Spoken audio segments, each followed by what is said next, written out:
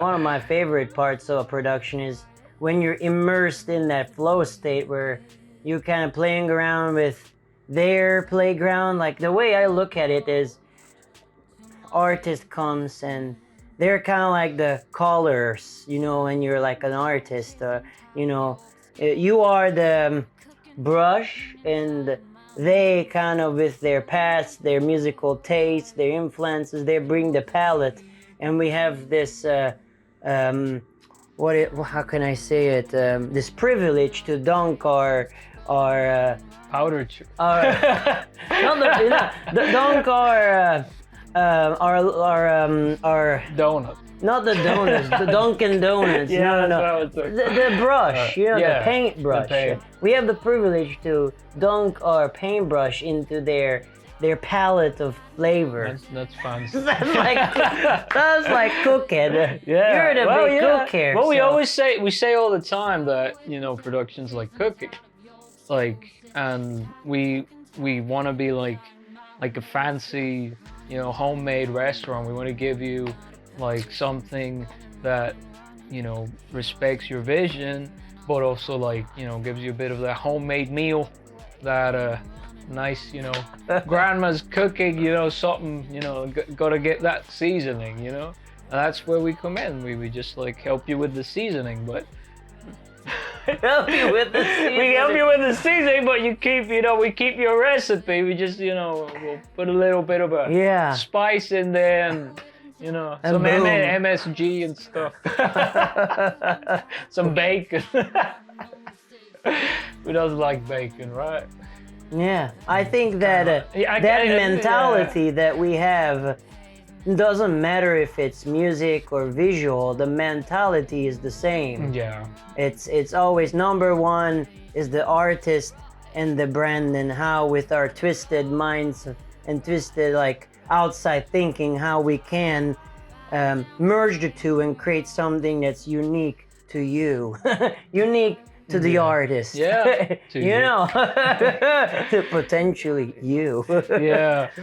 And one of my favorite things was looking back. Music production. one of my favorite things was to actualize our ideas both visually and music wise for Brandon.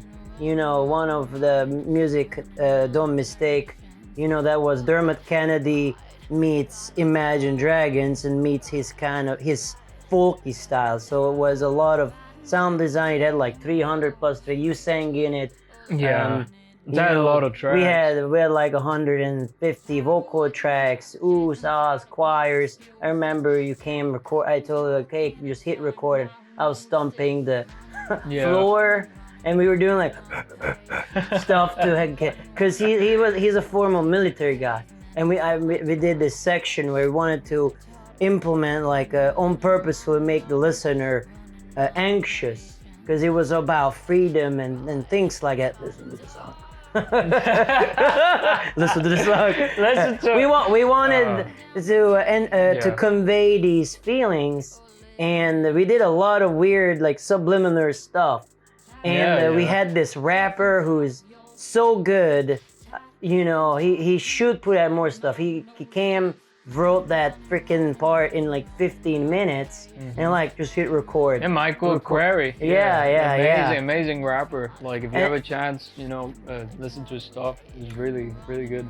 And then after that, that's just the one little part about the production. The music was awesome, and we loved working on it. And then after that, we had a long discussion about the music video, and we had a really good collaborative process on that. What was your favorite part in that? Also, we do video production. On a side note, that's something that a lot of people, I feel don't know about us, or they're maybe a bit confused, because we say, okay, we're an audiovisual company, but a lot of the times that's just you just do video. But in our case, that's why sometimes we like to say we're a music and a video production company, because we do both music production, which is honestly where we started, and we also ventured into video, because both Danny and me were fans of a lot of movies. We love the visual medium, and we didn't want to limit ourselves with just music. We thought we could help people also in the visual side of things.